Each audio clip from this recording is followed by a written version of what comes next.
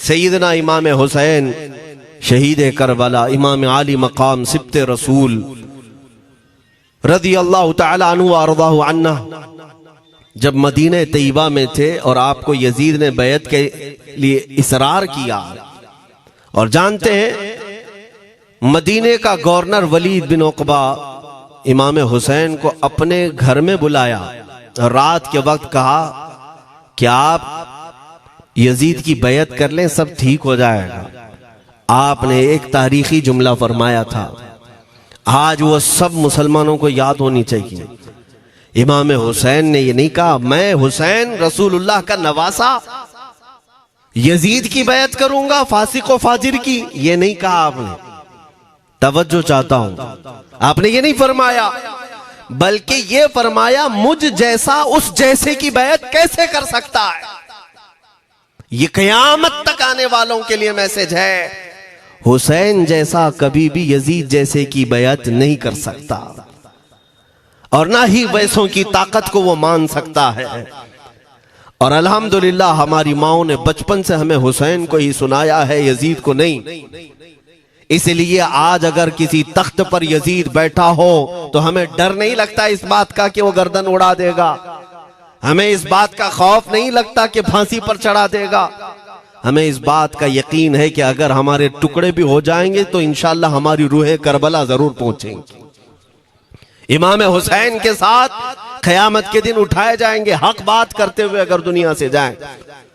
अजीज़ान गिरामी वक़ार, मैं तारीख की चंद झलकियां आपके सामने रखूंगा। मुझे हुक्म भी हुआ है, बहुत जल्दी वक्त खत्म हो जाएगा, समेटना है। मैं चंद मिसालें आपके सामने रखता हूं। ताकत किसे कहते हैं, क़ुव्वत किसे कहते हैं। जिम में जाकर बॉडी बनाने वाला ताकतवर है, काजू बादाम खाने वाला ताकतवर है, मुक्के मारने वाला ताकतवर है। कौन है ताकतवर? ताकत किसे कहते हैं? मेरे अजीजों, असल ताकत तो ये है कि तुम इस्तेमाल अपने हाथ पैर कुछ भी ना करो, लेकिन खलबली दूसरों में मची रहे। ये असल ताकत है, ये रब ताला की तरफ से दी हुई होती है इनाम में। वरना आप सोच सकते हैं कि हुसैन आजम के साथ जो लोग आए थे वो कुल काफिला कितना था। अलग अलग रिवायतें, इमाम हुसैन के साथ 135 लोग थे, बाज रिवायात में है 96 थे, 96 लोग थे, बाज रिवायत में 82 थे। शहीद होने वालों की तादाद 72 है। लेकिन इस बात पर अक्सर उलमा मुहद्दिसीन का ख्याल है कि 82 लोग थे, 82 लोग थे। 82 के मुकाबिल में कितने लोगों को आना चाहिए रास्ता रोकने के लिए? अगर किसी आम आदमी से भी पूछे तो डबल कर दो, ट्रिपल कर दो, 4 गुना ज्यादा कर दो। नहीं, 82 को रोकने के लिए पहले 1000 लोग आए, फिर वो 1000 के बाद 4000 प्लस आए, 5000 लोग सिर्फ 82 लोगों को रोकने के लिए आए रास्ता। फिर ये लोग 4 दिन तक रास्ता रोकते ही रहे, 5000 लोग मिलकर। 10वीं मुहर्रम होने से पहले पहले फिर तकरीबन 16000 लोग आए, यानी तकरीबन पूरे टोटल मिलाकर 22000 के करीब, 21000 समथिंग कुछ। 22000 की फौज क्या माने रखती है? किसको रोकने के लिए? 82 लोगों को। इसी से समझ में आता है असल ताकत किसे कहते हैं। ताकत इसी को कहते हैं कि उधर 3 दिन के भूखे और प्यासे हैं, उनके खीमों में साजो सामान भी नहीं, जंग के असबाब भी नहीं, और वो जंग की नीयत से भी नहीं गए। उसके बावजूद 22000 के सीनों में जो खलबली मची है, दुनिया इसी को समझ नहीं पा रही है।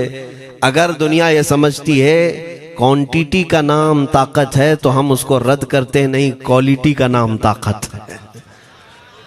ईमान ये असल ताकत है। और एक तारीखी बात मैं आपके सामने रखता हूं।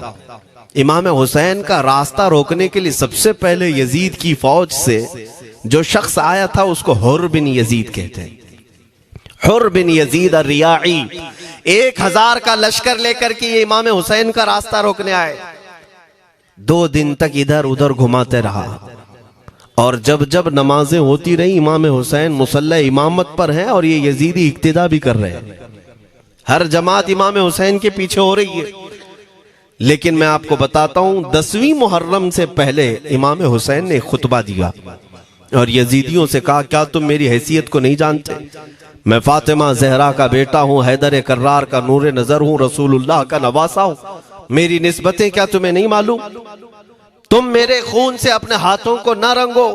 मैं तुम्हारे पास ऑप्शन रखता हूं, मैं इस रास्ते से अपने वापस मदीने की तरफ जाता हूं या किसी साहिल की तरफ या दिमश्क जाऊंगा। जंग करना नहीं चाहता तुमसे। ये 3 ऑप्शन जब इमाम हुसैन ने रखा तो यजीदियों ने एक को भी कबूल नहीं किया। वो जंग करना ही चाहते थे, इमाम हुसैन के खून के साथ खेलना ही चाहते थे।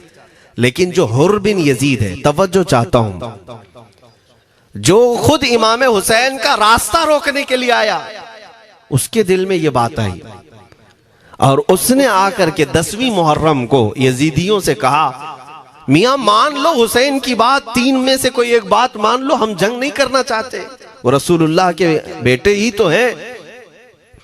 तो सारे जो सिपह सालार बड़े बड़े थे, अम्र बिन साद, शिमर वगैरह, हुर बिन यजीद से कहने लगे, तुझे कौन कहता है फैसला करने के लिए? तू सिपाही है, 1000 की नफरी तेरे साथ दी गई है, बस अगर तुझे हमारे साथ रहना है तो मैदान में जमा रह, वरना चला जा, तू सुलह की बातें मत कर।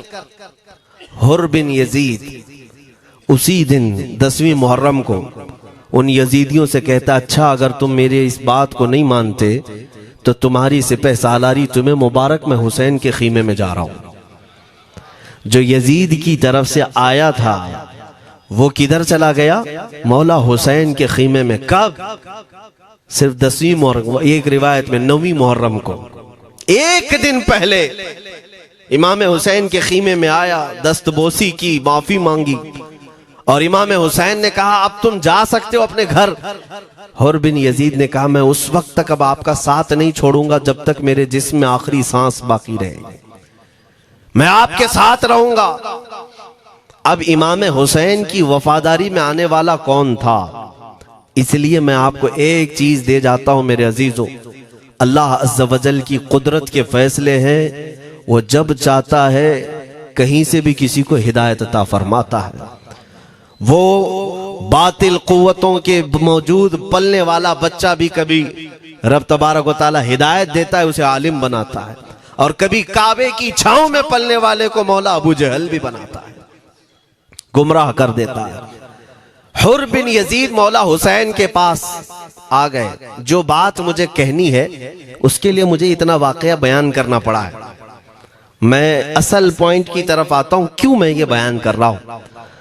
जब 10वीं मुहर्रम को जंग शुरू हुई, अम्र बिन साद ने तीर चलाया, तो जानते हैं खीमा हुसैन की तरफ से सबसे पहले मैदान में उतरने वाला यही हुर बिन यजीद ही, यही उतरे अपने घोड़े पर सवार होकर उन्हीं यजीदियों से लड़ने के लिए जिनकी फौज में ये आए थे, उनके मुकाबले में लड़ने के लिए गए। और जब लड़ने की इब्तिदा हुई, सुबह से दोपहर के करीब तक वो लड़ते रहे, जवाल तक। अब जो बात कहना है तवज्जो से सुनो। हुर बिन यजीद ने सुबह से लड़ाई की, बहुतों ने वहां पर मैदान जंग में मुकाबला आराइयां की हैं, लेकिन हुर बिन यजीद की जो लड़ाई है वो तारीख में लिखी हुई। आज उन्होंने यजीदियों के साथ जो जंग किया, कई घंटे जंग करने के बाद, जानते हैं तन्हा हुर बिन यजीद ने 120 यजीदियों को कत्ल किया। 120 की तादाद, एक घोड़सवार एक ही है, 120 को मार गिराया। उसके बाद जामे शहादत नोश किया। मैं तारीख पढ़ रहा था, वहीं पर हमने किताब को रोक दी। बहुत सारे लोग करबला के वाकयात में इमाम हुसैन के खानदान के बच्चों के शहादत तो बयान करते हैं, उनके जिस्म कट गए, उनके ऊपर घोड़े दौड़ाए गए, लेकिन तुम ये नहीं जानते कि हुसैनी शहजादों ने बातिल कुव्वतों के कैसे छक्के छुड़ाए थे। एक एक जवान ने मुकाबिल में आने वालों को उनकी औकात कैसे याद दिलाई थी। अब सुनो, हुर बिन यजीद 120 को मार गिरा सकते हैं, वो भी एक दिन पहले खीमा हुसैन में आने वाला, एक दिन पहले खीमा हुसैन में आने वाला। बात समझ में आ रही है? अभी जो एक दिन पहले खीमा हुसैन में आ जाए उसकी ताकत का हाल ये है, जो पैदाइशी हुसैनी हो उसकी ताकत का हाल क्या हो। मेरे अजीजों, ताकत किसे कहते ये समझो। यह और बात है कि लोगों को अपनी ही औकात मालूम नहीं, अपनी हैसियत मालूम नहीं है। होता क्या है मैं आपको बताऊं। अल्लामा अब्दुल मुस्तफा आजमी साहब ने एक बड़ी प्यारी बात लिखी है। वो गुजरात के हालात बहुत अच्छी तरह से जानते थे। आपने एक बहुत अच्छी बात लिखी जो हमारे तमाम चीजों से या आज के जमाने में ये चीज मैच होती है। एक ताजिर तिजारत करने के लिए निकला, उसके पास कुछ कीमती हीरे थे, कीमती हीरे थे, और वो हीरों की तिजारत करता था और एक चोर उसके पीछे पड़ गया।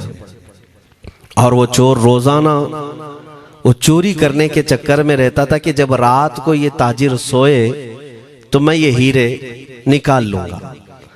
लेकिन 2-3 दिन जब जब वो ताजिर सोता था वो पूरे हीरे चेक करता था, कहीं नहीं मिलते थे। थक गया चोर। 3 दिन के बाद उस ताजिर को उसने पूछा, चोर ने कहा कि तुम हीरे रखते कहाँ हो? दिन भर तो तुम्हारे पास होते, रात में कहाँ जाते? तो उस ताजिर ने कहा, अकल का अगर तू इस्तेमाल करता तो तुझे बात समझ में आती। रोजाना मैं तेरे ही जुब्बे में रात को ये हीरे रखकर खुद सो जाता था। वो अपना नहीं तलाश करता, इसका तलाश करता। बिला तशबीह हो बिला तमसील। मेरे अजीजों, तुम्हारे पास जो ताकत है तुम्हें उसका अंदाजा नहीं। तुम जो मोहब्बत मुस्तफ़ा सल्लल्लाहु अलैहि वसल्लम की शमा अपने सीने में रखते हो, मौला करीम का वादा है तुम्हारे साथ, काना हक्कन अलैना नस्रुल मोमिनीन। रब ताला फरमाता हमने अपने ऊपर लाजिम कर लिया है कि ईमान वालों की मदद करें। और हमने मदद देखी है, रब ताला की मदद देखी है। आज के इन हालात में मुझे बताओ, भौंकने वाले भौंक ही रहे हैं, बाकी तुम्हारा क्या बिगाड़ लिया, क्या तुम्हारा खराब किया? बस ये है कि तुम अपने अंदर खलबली मत मचाओ और ज्यादा खौफ और हिरास में मत जियो। अल्हम्दुलिल्लाह मुसलमान हैं, मोमिन हैं, किसी चोर कौम से तुम्हारा रिश्ता नहीं है। तुम दुनिया की उस अजीम कौम हो जो सिर्फ और सिर्फ अपने रब ताला के हुजूर झुकती है, और अपने रब तबारक व ताला के हुजूर ऐसे झुकती है। मैं चैलेंज के साथ कहता हूं, पूरी दुनिया में कोई कम्युनिटी, कोई कौम ऐसी नहीं है जो अपने खुदा को देखने के बाद ही झुकती है। जिसकी भी जाओ, उनके खुदाओं की तस्वीर वहां पर सामने होती तभी झुकते हैं। वो चाहे ईसाई हो, यहूदी हो, कोई भी हो, उन्होंने कोई ना कोई या मूर्ति बनाई है या तस्वीर बनाई है, तब वो झुकते हैं। तन्हा तुम ईमान वाले हो जो आज तक अपने खुदा को देखा नहीं लेकिन हर दिन सजदा करते हो, तुम्हारा ये ईमान है। और कुरान में शुरू में ही अल्लाह ताला ने जो तारीफ फरमाई सूरह बकरा में, युमिनून बिल गैब, अल्लाह फरमाता है ये वो लोग हैं जो गैब पर ईमान रखते हैं, देखा नहीं। और दुनिया में करोड़ों मस्जिदें होंगी, किसी मस्जिद में अल्लाह की तस्वीर है? किसी मस्जिद में? और या तुम्हें सलातो सलाम पढ़ने के लिए मेरे आका की तस्वीर देखने की जरूरत है? यही तो तुम्हारा ईमान है मेरे अजीजों। मेरे आका को हमने दिल में बसा रखा है, और जब हुजूर पाक की याद आई, बगैर तस्वीर देखे हम खड़े हो जाते हैं। और उनकी मोहब्बत वैसी होती है, हमें किसी तस्वीर और मूरत को देखने की जरूरत भी नहीं होती। तुम्हारी खुसूसियात बहुत हैं। अल्लाह रब्बुल इज्जत ने तुम्हारी पेशानियों को महफूज रखा है, किसी अहरे गैरे के सामने झुकने नहीं दिया। पेशानी मुकद्दस है तुम्हारी। हाँ, ये तो नहीं है कि तुम किसी दरख्त पर भी चले जाओ, पत्थर पर भी चले जाओ, चूहे पर भी झुक जाओ, सांप पर भी झुक जाओ, नहीं है। एक सहाबी हैं, ईमान लाने के बाद वो कहते हैं, या रसूल अल्लाह सल्लल्लाहु अलैहि वसल्लम, दो वाकयात ऐसे हैं जो ज़माने जहालत में हम करते थे। एक वाकया याद करता हूं तो रोना आता है और एक वाकया याद करता हूं तो हंसी आती है।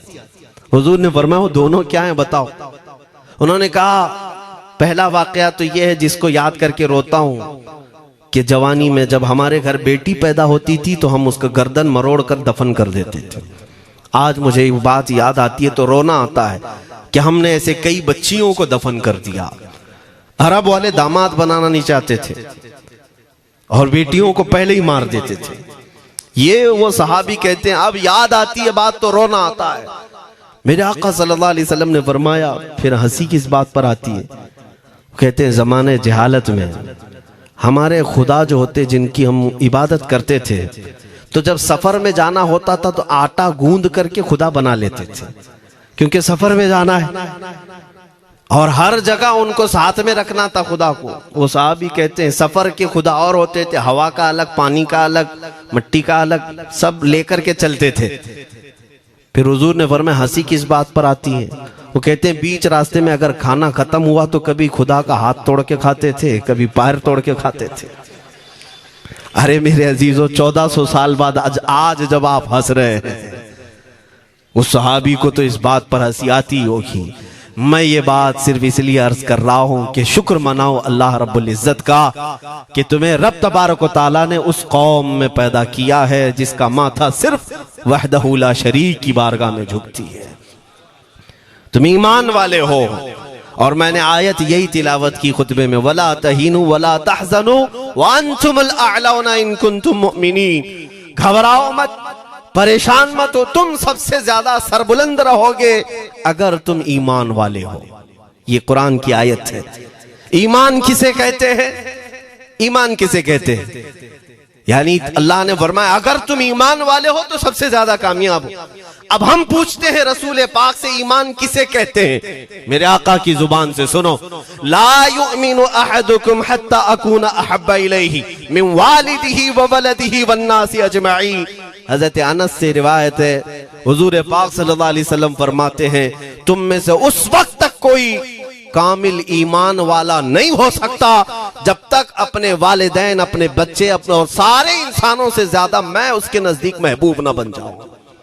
हुजूर से कामिल मोहब्बत जब तक ना करोगे तब तक ईमान भी कामिल नहीं है।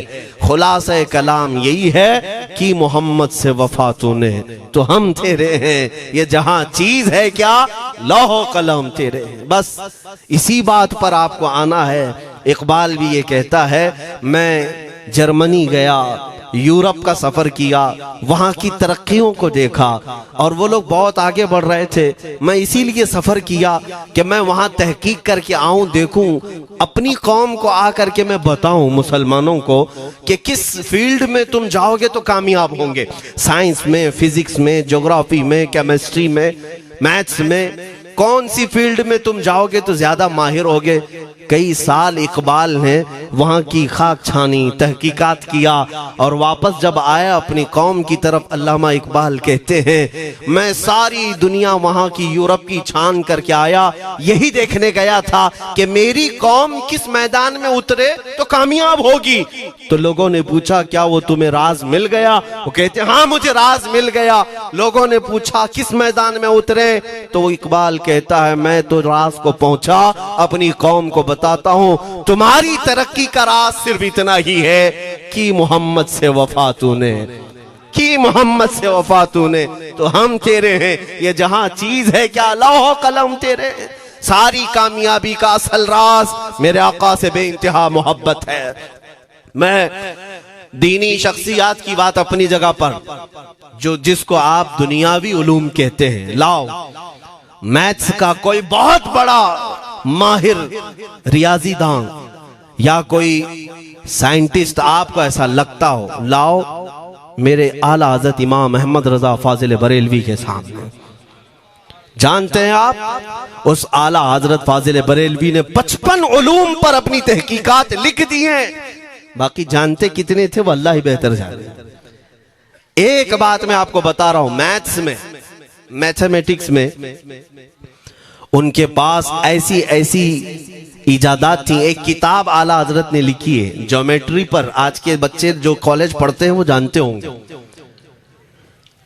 ज्योमेट्री की भी कई उसमें अक़साम लिखी गई हैं, और आला हजरत ने एक किताब लिखी है कश्फुल इल्ला अन सिमतिल क़िबला, क़िबला पहचानने का इल्म। तुम तो आज वो कंपास लेकर के पहचानते हो ना, अब तो मोबाइल में आ गया, मोबाइल को घुमाओ, इधर दिखा रहा उधर, उधर दिखा रहा उधर क़िबला। मेरे अजीजों, इस्लाम मशीनों से नहीं चलता है। इसका सेल चला गया तो क्या तुम्हारा इस्लाम चला जाएगा? इसकी बैटरी चली गई तो क्या तुम्हारा दीन चला जाएगा? नहीं, इस्लाम मुकम्मल कवायद और ज़वाबित के साथ है।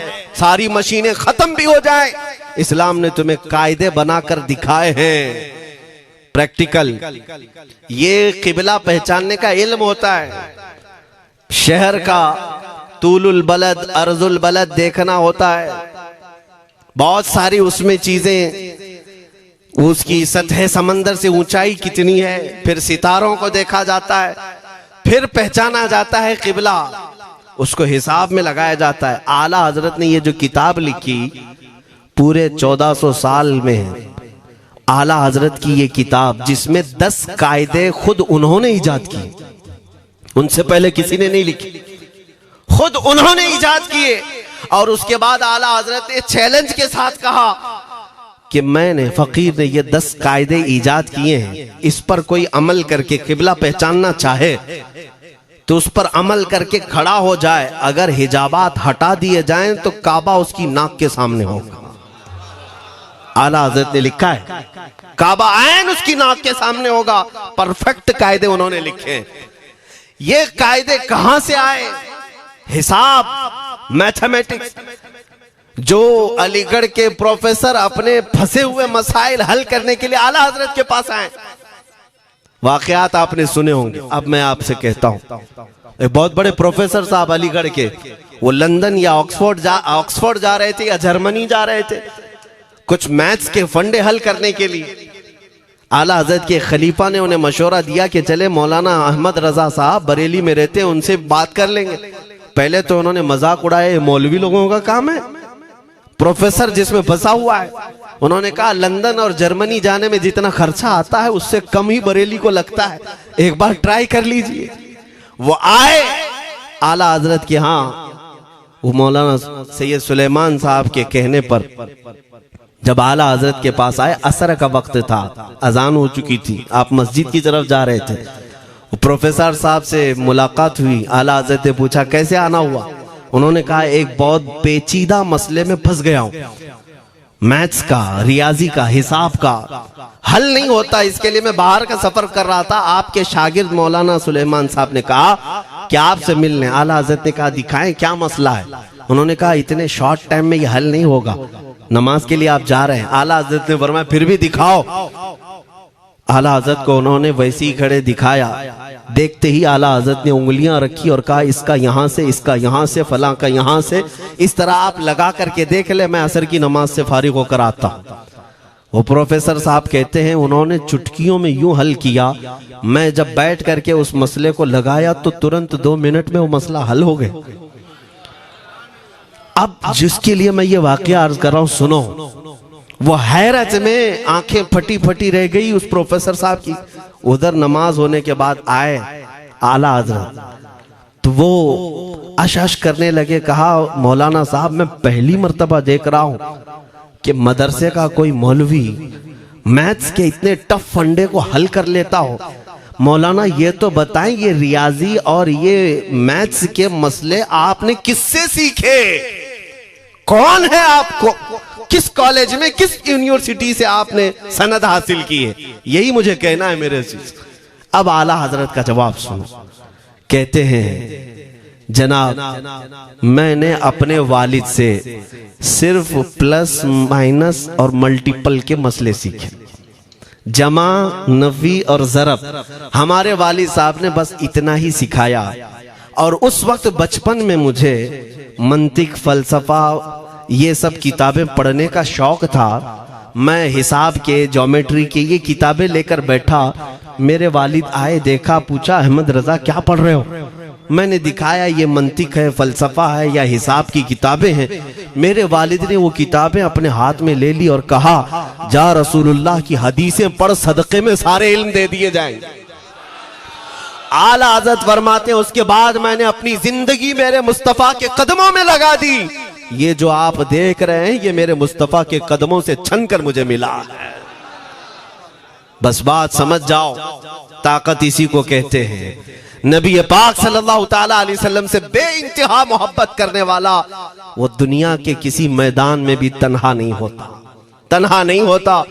अजीजा ने गिरामी वक़ार, मैं इस बात की तरफ आपको ले जाता हूँ। एक सहाबी हजरत सलमा बिन अकवा रदियल्लाहु ताला, इनको राजिलु रसूलिल्लाह कहा जाता है। हुजूर सल्लल्लाहु अलैहि वसल्लम के ऐसे सिपाही जितने गज़वात में गए, जितनी जंगों में गए, कभी घोड़े पर नहीं बैठे, पैदल।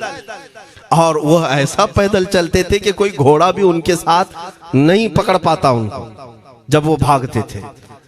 घोड़ा भी अपनी तेज रफ्तारी के बावजूद उन्हें नहीं पकड़ पाता। उनको लक़ब मिला था राजिलु रसूलिल्लाह, छल करके सफर करने वाला रसूलुल्लाह का सिपाही। एक बार ऐसा हुआ, एक बनु कार्रा का शख्स जिसका नाम अब्दुर्रहमान है, ये मुनाफिक था, खबीस था। इसने तकरीबन 400 लोगों को जमा किया, अपने हम मिजाज लोगों को, और मदीने पर रात के वक्त एक बगीचे पर हमला किया, पूरे बगीचे को आग लगा दिया। और उसके बाद फिर जो खजूरें थी वहां से सब लूट लिया, लूट करके अपने घोड़ों पर रख लिया और निकल पड़ा। उस वक्त सिवाय हजरत सलमा बिन अकवा के कोई नहीं था। उधर 400 लोग लूट मार कर रहे हैं और खजूरें जमा कर रहे हैं, और ये तन्हा साहबी। इस साहबी का हाल ये है, घोड़ा भी नहीं होता था कभी नहीं। अब इनको जलाल आया कि मेरे मुस्तफ़ा के शहर की एक खजूर भी मैं बाहर जाने नहीं दूंगा जो चोरी करके जा रहा है। उसके बाद आपने पीछा करना शुरू किया। और हकीकत देखें, आप जब हदीस पढ़ेंगे, आला हजरत ने अल मलफूज में भी इसको नकल फरमाया।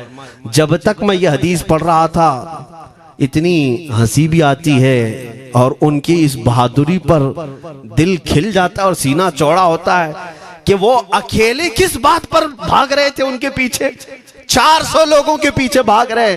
अच्छा, कोई ये कहे कि नादान आदमी है, 400 लोगों को नहीं देख रहा, अकेला भाग रहा है। हो सकता है इनको कोई कह दिया हो, लेकिन मुझे हैरत उन 400 पर हो रही है जो एक से डर के भाग भी रहे थे। वो भी भाग रहे हैं, एक दौड़ा रहा है और 400 भाग रहे हैं। वह अब्दुर्रहमान कार्रा का रहने वाला कारी भागा जा रहा है और सबसे कह रहा है, सलमा बिन अकवा से अपनी अपनी जान बचा लो। इसीलिए मैं कहता हूं ये बुज़दिल कौमें हैं, मेरे मुस्तफ़ा के गुलामों का मुकाबला करने की सकत नहीं रखती, जिसके सीने में इश्क़ मुस्तफ़ा हो। 400 भागते रहे और ये भगाते रहे बहुत दूर तक। जब हज़रत सलमा बिन अकवा भागते थे तो घोड़े भी पीछे पड़ जाते, और आप जैसे जैसे कोई घोड़सवार आता उसकी टांग पकड़कर खींचते और उसकी गर्दन पर पैर रखते, फिर आगे निकल पड़ते थे। न जाने कितनों को उन्होंने तन्हा अपने हाथों से गिराया, कोई मुकाबला करने को तैयार नहीं। गिराते भी हैं और उनकी गिरी हुई खजूरें जमा भी करते हैं कि मुझे मदीने वापस ले जाना है। उस सहाबी को मैं पढ़ता हूं, अजीजा ने गिरामी खजूरें जमा करते रहे और उन्हें भगाते रहे। आखिर में वो 10-10 की टुकड़ियों में बदल गए। वो अब्दुर्रहमान कार्रा का रहने वाला कहने लगा, एक साथ मत भागो, ये अकेले सबको भगा रहा है, 10 इधर जाओ, 10 उधर जाओ, 10 उधर जाओ। जालिमों, पलट कर मेरे मुस्तफ़ा के गुलाम का मुकाबला करके देखते हैं, लेकिन किसी से नहीं हुआ। वो पहाड़ की चोटियों में चले गए। हज़रत सलमा बिन अकवा पहाड़ पे भी चढ़ने लग गए।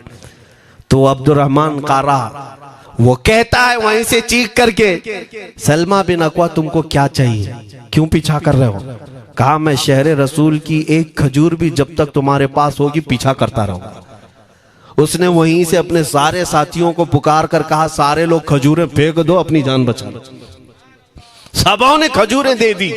हज़रत सलमा बिन अकवा पूरी खजूरें जमा की है, कितनों को रोनते हुए वापस आने लगे।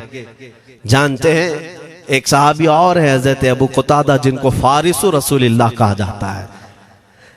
उनका घोड़ा दौड़ता हुआ, उनको दौड़ाता हुआ हजरत अबू कुतादा उस पर हैं और 10 लोग और साथ हैं।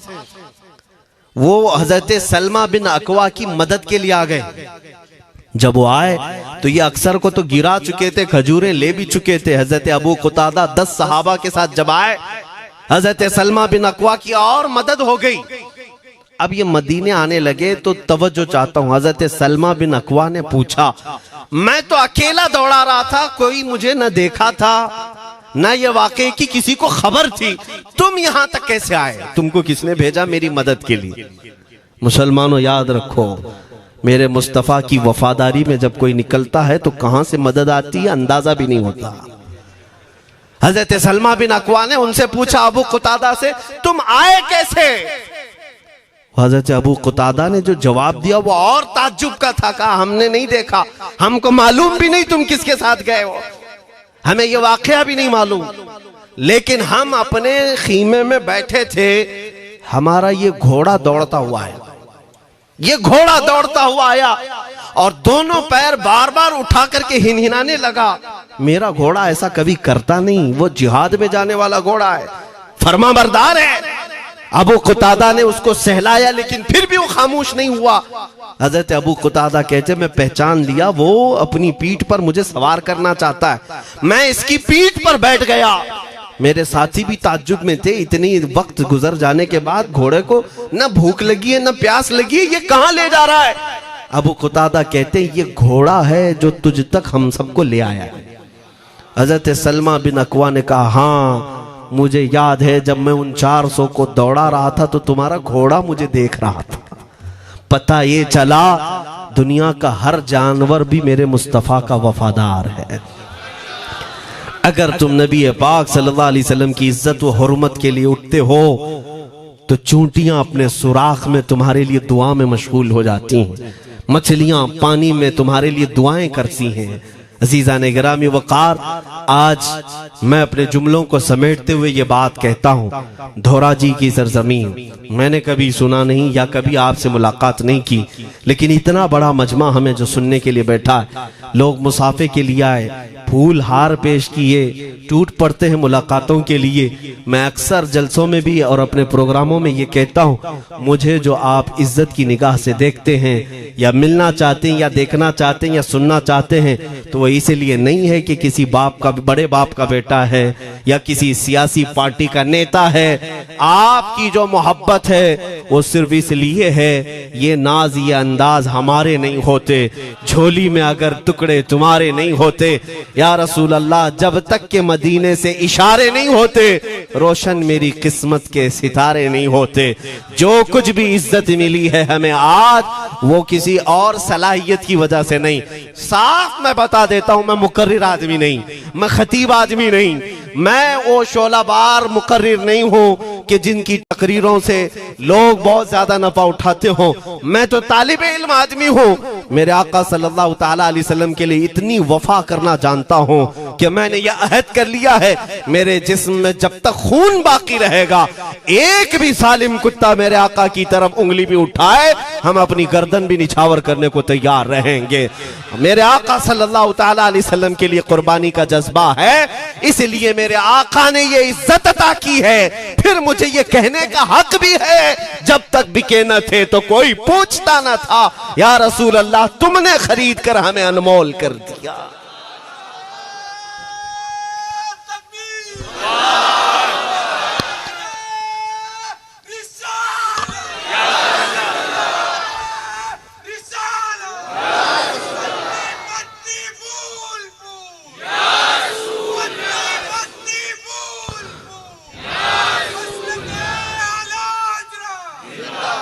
मेरे अजीजों, इस बात पर आज तुम्हारा इत्तिहाद होना है, आज तुम्हारा इत्तिहाद होना है। मैंने काफी इलाकों के दौरे की और देख लिए, लोग जो कहते हैं हम बिखरे हुए हैं, बटे हुए हैं, टुकड़ों में हैं, लेकिन मैंने सबको देखा, यकीनन फिरकों में भी बटे हैं, सिलसिलों में भी। हालांकि सिलसिलों में इख्तिलाफ होना नहीं चाहिए, जो सलासिल हक्का हैं वो सब मदीने तैयबा की नहरें हैं, इख्तिलाफात नहीं, लेकिन उसके बावजूद बटे हुए लोग हैं। एक दूसरे से मुसाफा नहीं करना चाहते, एक दूसरे के पीछे नमाजें नहीं पढ़ना चाहते, जो खाली सुन्नी होकर भी, ईमान वाले होकर के भी। मैं बहुतों से ये शिकायतें सुना कि हम में बहुत सारे इख्तिलाफात हैं, लेकिन इसका हल तकरीरें हैं, तहरीरें हैं, लोगों को समझाना है, इस्लाह करना है, सब करके देख लिया। लेकिन एक बात मैंने खुद प्रैक्टिकल देख लिया कि 1000 टुकड़ों में क्यों ना बटे हों, लेकिन मेरे मुस्तफ़ा का नाम आ जाए तो हर कोई मुत्तहिद नजर आता है। ये हमने देख लिया है, ये हमने देख लिया है।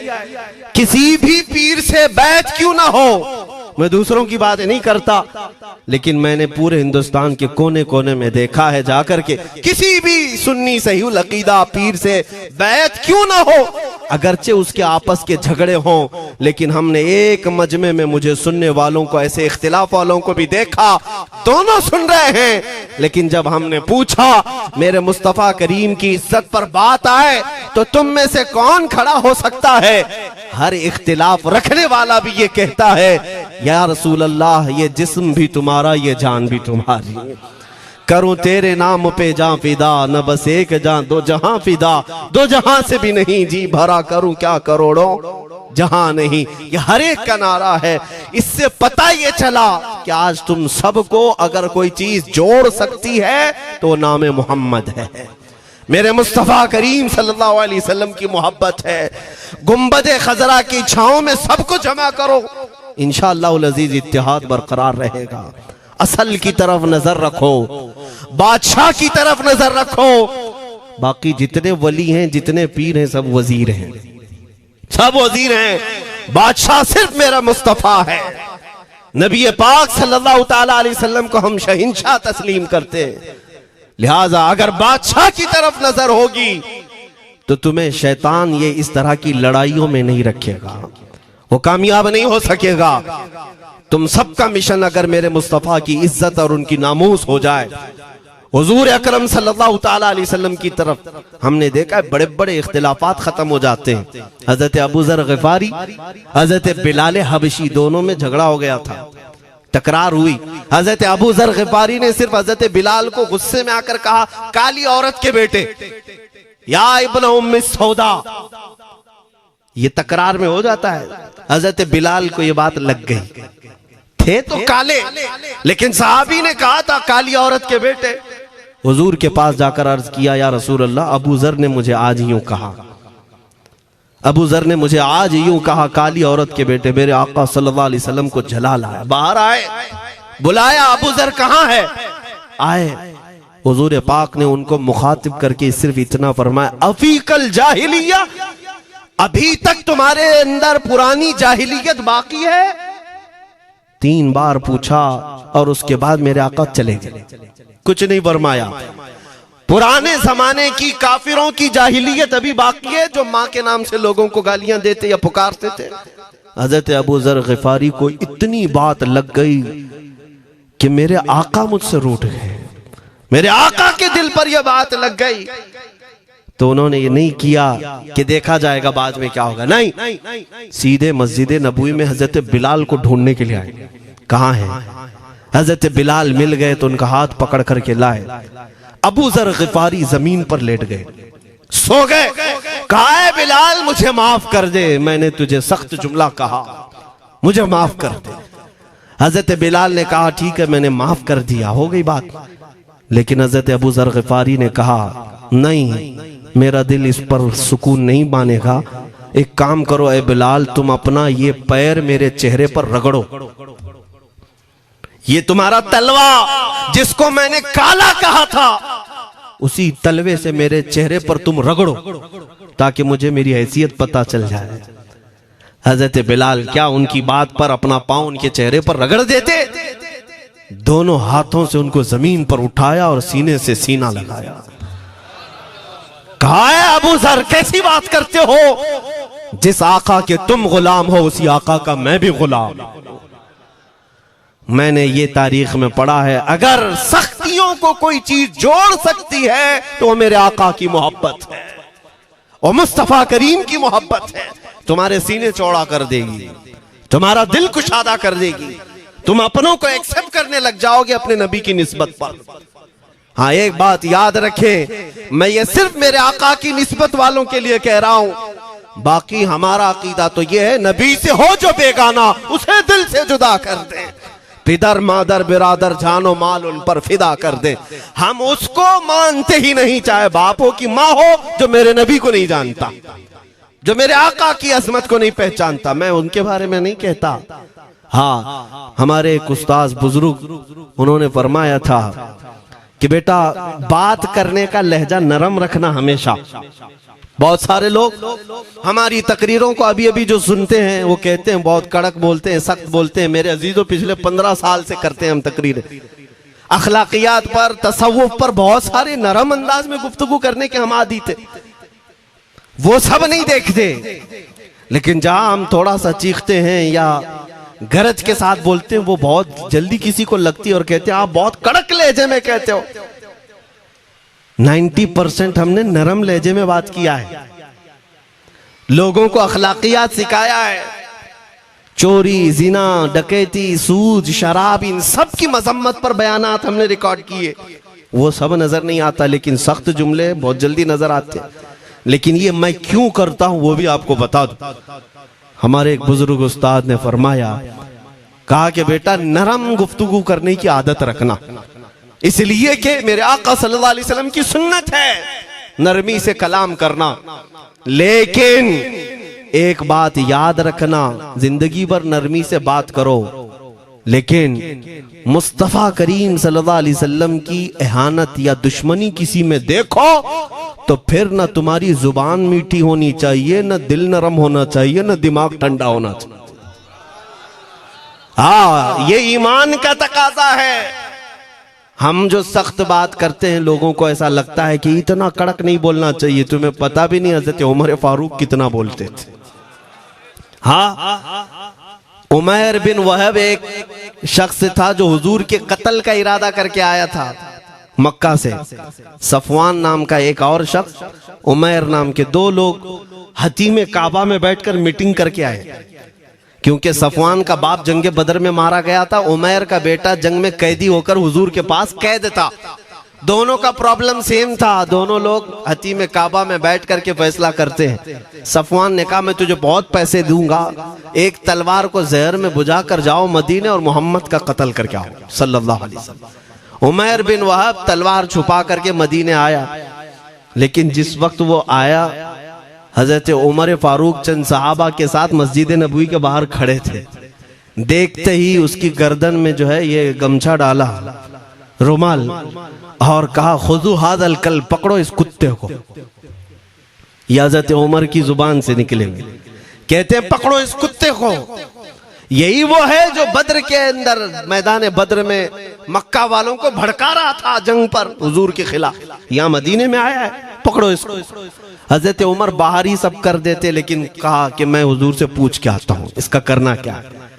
मेरे आका के पास गए, कहा या रसूल अल्लाह, शैतान कुरैश आया है, कुरैश का शैतान आया है, उमैर बिन वहब, और मुझे लगता है वो बुरी नीयत से आया है। हजरत उमर पहले ही भांप रहे हैं, मुझे लगता है वो बुरी नीयत से आया है, क्या करना है आप हुक्म फरमाए। मेरे आका ने फरमाया उमर उसको अंदर ले आओ। उमैर बिन वहब को वैसी गर्दन में वो गमछा डाल के घुमा के अंदर ले आए मस्जिद नबवी में। हुजूर ने पूछा, हजरत उमर से कहा छोड़ दो। जब अंदर आया तो पूछा हुजूर ने, क्यों आए उमैर? अब वो झूठ बोलने लगा, कहा मेरा बेटा आपके पास कैदी है, खैर खैरियत पूछने के लिए आए और क्या है। मेरे आका ने फरमाया सच सच बताओ क्यों आए हो।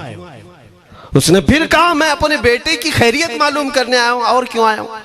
हुजूर ने फरमाया खैरियत मालूम करने आए तो तलवार लेके क्यों आए हो। उसने तलवार दिखाने के लिए फेंक दिया, कहा इस तलवार का क्या होना है। तलवार तो हमारे पास बद्र में भी थी, लेकिन पता आप ही के साथ थी। बड़ी बड़ी बातें करने लगा। मेरे आका को जलाल आया और कहा उमैर वो बात क्यों नहीं बोलते जो तुम सफवान के साथ काबा के हतीम में बैठकर करके आए हो। मदीने में बैठा रसूल खाने काबा में होने वाली गुफ्तगू को सुन रहा है। दूर और नजदीक के सुनने वाले वो काने लाले करामत पे लाखों सलाम। ये हदीस मौजूद है, सही हदीस है।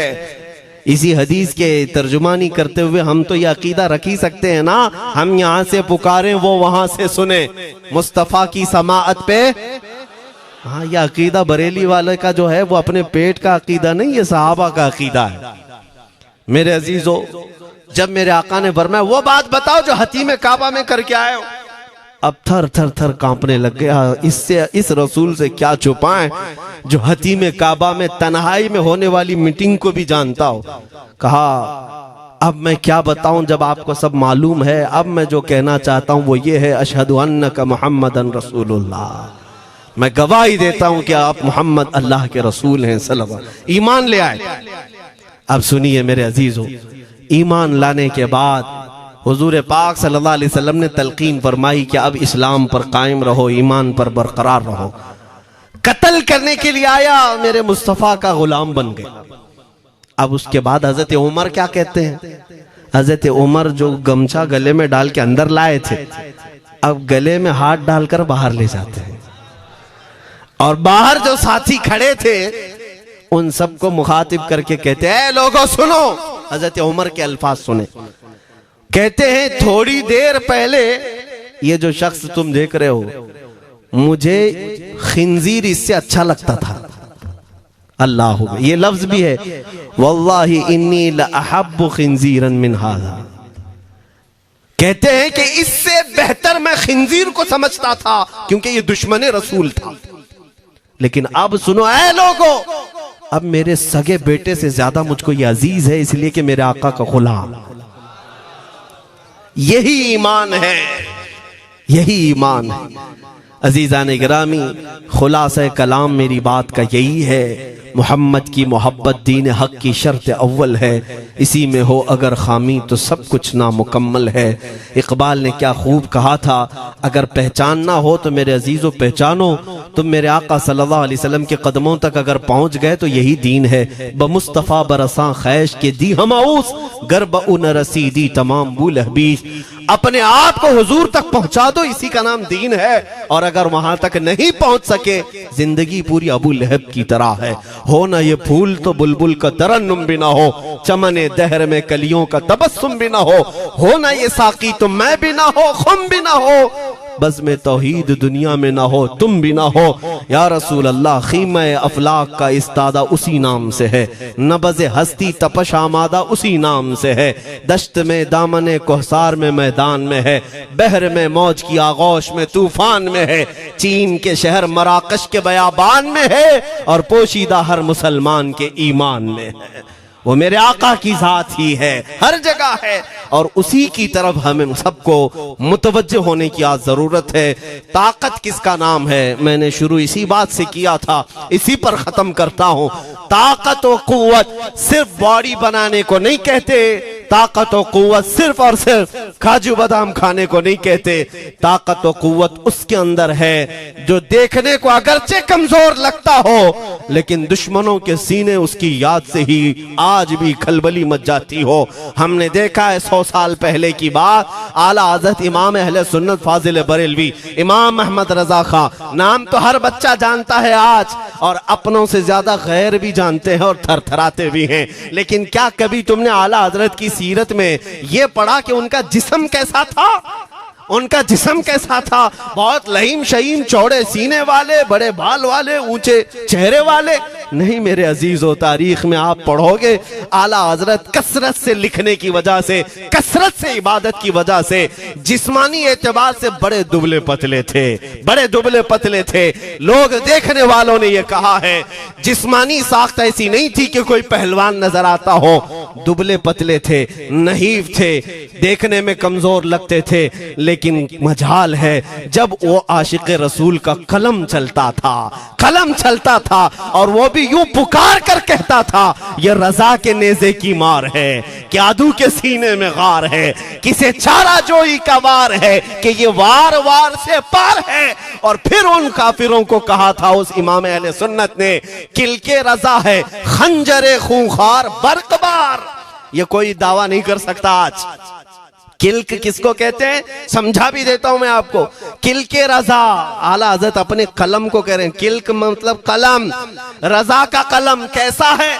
खंजरे खून खार बरकबार, यानी खून पीने वाला खंजर और चमक पैदा करने वाली जो बिजली होती है। आला हज़रत बड़े नरम दिल भी थे, रहम दिल भी थे। अपनों को जब नवाजते थे तो बेहिसाब नवाजते थे। आजिजी ऐसी कि बच्चों से भी माफी मांगते, आजिजी ऐसी। और अपने पीर खाने पर जाने की बात आए तो चप्पलें कितनी दूर छोड़ जाए। गुरूर और घमंड की बात नहीं, लेकिन जब मेरे मुस्तफा के दुश्मनों से मुकाबले की बात आती तो यूं कहते, तुम क्या समझते हो किल के रजा है खंजरे खूंखार बरकबार, आदा से कह दो खैर मनाए न शर करे।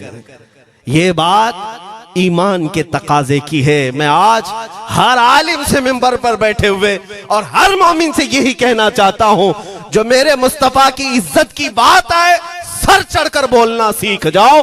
मेरे आका ने फरमाया है, जालिम और जाबिर बादशाह के सामने हक बात का ऐलान करना सबसे अफजल जिहाद है। और ये तो कर ही सकते हो। उन पाखंडियों को लफ्ज़े जिहाद से भी डर लगता है और लफ्ज़े जिहाद पर ही बड़ा प्रोपेगेंडा करते हैं। मुझे इस बात का कोई खौफ नहीं। हाँ, लोग ये कहते हैं मौलाना जिहाद के लफ्ज पर थोड़ा साइड होकर के बात कर लेते हैं। तुम बुज़दिल क्यों बने जा रहे हो? लफ्ज़े जिहाद एक पाकीज़ा लफ्ज है, मुकद्दस लफ्ज है। इस लफ्ज को अगर निकाल दिया तो मेरे आका की आधी सीरत खत्म हो जाएगी। कैसे बताओगे नबी पाक की सीरत? बदर को क्या कहोगे? तकरार हुई थी। खंदक, ओहद, तबूक, खैबर, ताइफ, ये सब को क्या कहोगे? तकरार हुई थी। जिहाद लफ्ज है, सेल्फ डिफेंस का नाम है। इतना हक तो हर एक को है मेरे अजीजों। लेकिन ये तो आज मैं ये बात भी नहीं कर रहा हूं तुमको तलवार उठाओ, बंदूक उठाओ, गोली मारो, बंदूक से लो, ये सब बातें तो हम करते भी नहीं, हमें जरूरत भी नहीं। लेकिन हमें पता है हमारे अल्फाज ही काफी हैं। मेरे आका सल्लल्लाहु ताला अलैहि वसल्लम की मोहब्बत जिसके सीने में हो, मेरे आका ने जब ये फरमाया है कि हक बात का ऐलान करना सबसे अफजल जिहाद है, तो इस पर तो हर कोई आज अमल कर सकता है। हक बात कहो, मिंबरों से कहो, और ट्रस्टियों से भी कहता हूं उलमा को कहने की आजादी भी दो कि वो बुज़दिल न बनाए।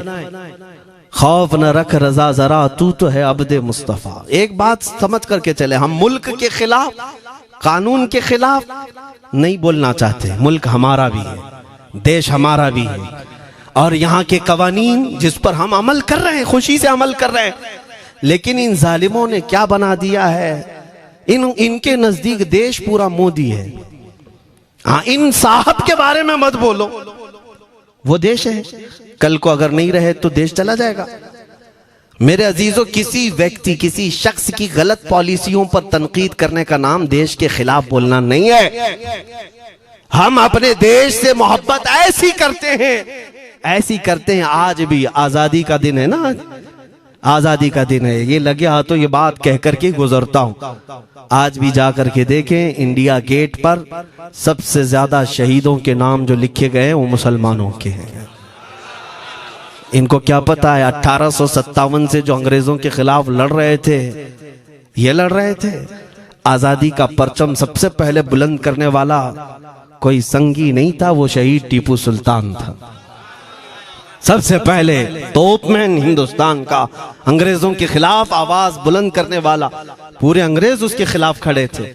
इनको आज बोलने की तौफीक भी नहीं मिलती। और उसके अलावा वो उलमा की बात कहां चली गई आज? अंग्रेज तारीखदान ने लिखा है कि सबसे ज्यादा हमें खतरा हिंदुस्तान में मुसलमानों से था, और हमने दिल्ली से लेकर कश्मीर तक कोई एक झाड़, कोई एक दरख्त बाकी नहीं था जिसमें हमने एक आलिम को लटकाया नहीं था फांसी पर। जिनकी तादाद गिनी गई है तो तकरीबन 26,000 उलमा को इन्होंने फांसी दी थी, दिल्ली से लेकर कश्मीर तक। मुझे बताओ, जजीरा अंडमान निकोबार में किसको भेजा इन्होंने? मौलाना फजल हक खैराबादी, इनायत अहमद काकोरवी, ये तमाम वो लोग हैं। अल्लामा इनायत अहमद काकोरवी, जिनकी किताब आज तकरीबन हर मदरसे में पढ़ाई जाती है, इल्म सिक्का। ये किताब यहाँ चटाई पर बैठकर लिखी हुई नहीं, उस जेल की दीवारों पर लिखी हुई किताब। उसको पढ़ करके आज बच्चे आलिम बनते, हम भी पढ़े।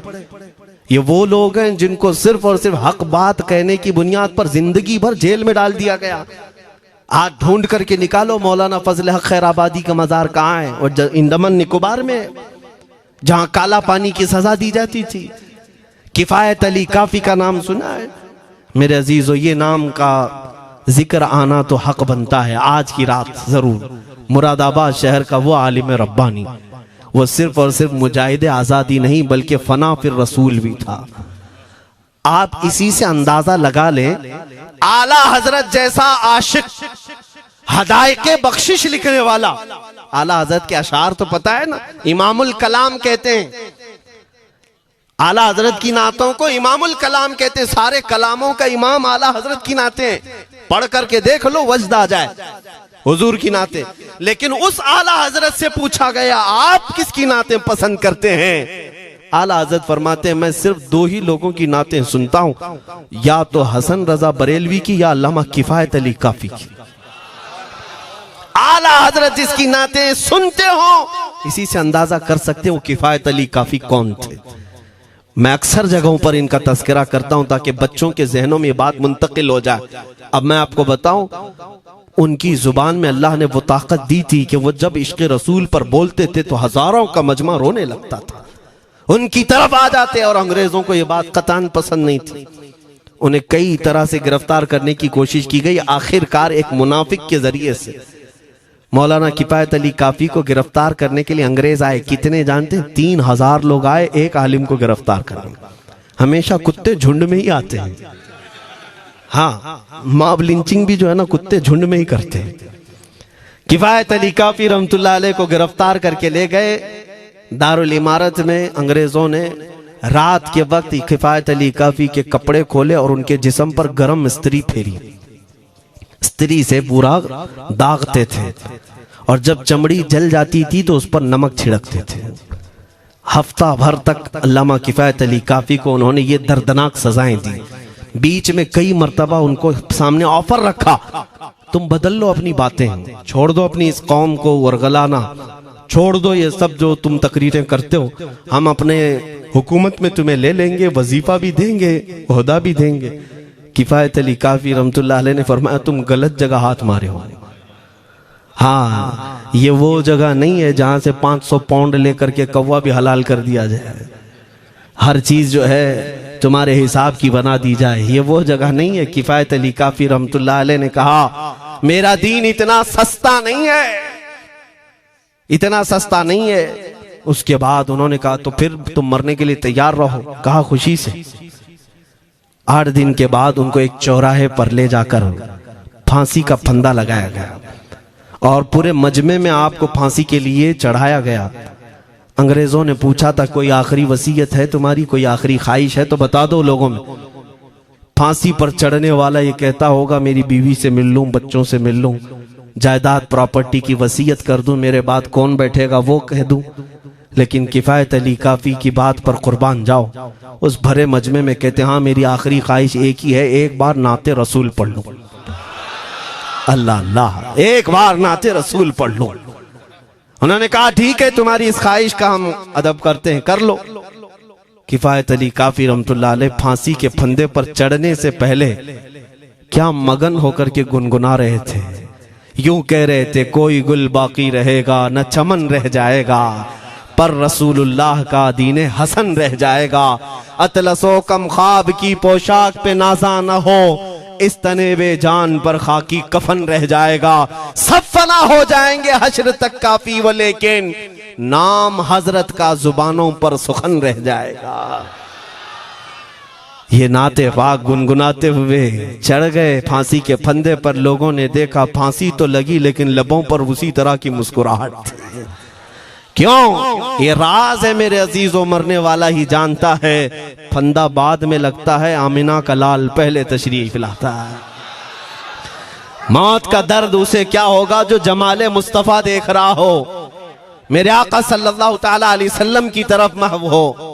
अब सुनो, मैं ये बात क्यों कह रहा हूं, तुम इन बातों से घबराना नहीं, इन बातों से डरना नहीं कि कल को अगर आपके मिंबर पर बैठकर खिताब करने वाला ये आपका गुलाम मर जाता है, कट जाता है, कोई मुझे मार देता है, तो इस बात का यकीन रख लेना, दीन रुकेगा नहीं।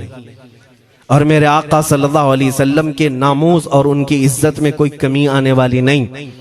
हमारे मर जाने से कुछ नहीं होना है, इसलिए कि हर सुन्नी बच्चा जानता है इस्लाम जिंदा होता है हर करबला। हम मरने के बाद इस बात का यकीन रखते हैं, अगर हमारी मौत हो गई इस रास्ते में तो इस्लाम की आबियारी होगी, इस्लाम और फूलेगा फलेगा। और हुआ यही, किफायत अली काफी को फांसी का फंदा देकर 8 दिन तक जश्न मनाया था अंग्रेजों ने। जब मौलवी चला गया जो लोगों को तकरीर करता था, हजारों का जमा करता था, हुजूर अकरम सल्लल्लाहु अलैहि वसल्लम की मोहब्बत की बातें करता था, चला गया, हमने फांसी दे दी।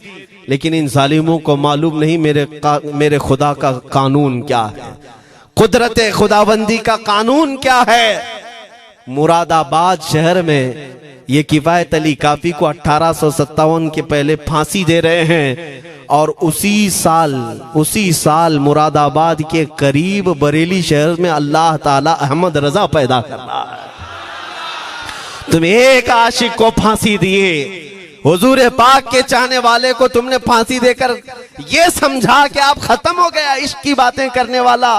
लेकिन कुर्बान जाओ मोहब्बत मुस्तफा पर, मेरा रब ऐसे इन मक्कारों के मकर को फेरता है कि फौरन अल्लाह ताला ने ऐसा आशिक पैदा किया कि फिर बरेली की तरफ से उठने वाली आवाज एक शहर में, एक बस्ती में नहीं, दुनिया के कोने कोने में पहुंच गई।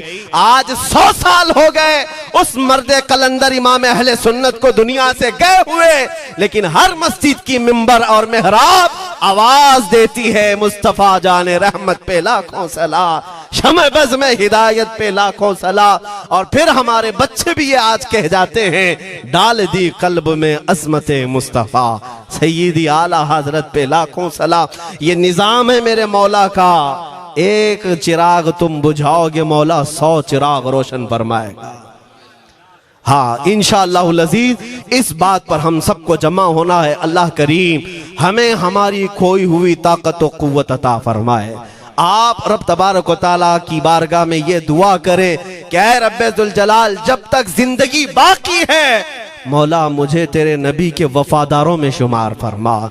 इसलिए मैं जब भी हुजूर की बारगाह में अरीजा पेश करता हूँ तो ये जरूर कहता हूँ, आका बद हैं तो आपके, भले हैं तो आपके, टुकड़ों पे यही के पले हैं, रुख किधर करें, तुझसे जो मुंह छुपाएं तो करें किसके सामने। या रसूल अल्लाह, क्या किसी और से तवक्को नजर की है? हमारा मानना तो ये है, मैंने देखा भी है अपने बच्चों को, और हम कहते हैं मेरे आका की बारगाह में, आका गुनहगार तो हो गए लेकिन आपके गद्दार नहीं है, गद्दार नहीं है। जब तक गद्दार नहीं होंगे मेरे आका की तरफ से तुम्हारे लिए हमेशा इस्तकबालिया खुला रहेगा। आओ मेरे अजीजों, इस बात पर मैं गुफ्तगू को खत्म करता हूँ। आज के इस उर्स मुबारका में, और आज आजादी की ये रात है, हम बारगाह मुस्तफा में अरीजा पेश करते हैं, या रसूल अल्लाह, आपको इस वतन से बूए वफा आई थी, मेरे आका इस वतन की तरफ नजरे करम फरमा दे। क़यामत तक आने वाली हमारी नस्लों में मेरे आका सिर्फ आपके आशिक ही पैदा हो, कोई गद्दार ना पैदा हो। हमारी दुआ यही है मेरे आका, मैं मुजरिम हूँ आका, मुझे साथ ले लो कि रस्ते में हैं जा बजा थाने वाले, चमक तुझसे पाते हैं सब पाने वाले, मेरा दिल भी चमका दे चमकाने वाले। व आखिरु दावाना अनिल हम्दुलिल्लाहि रब्बिल आलमीन।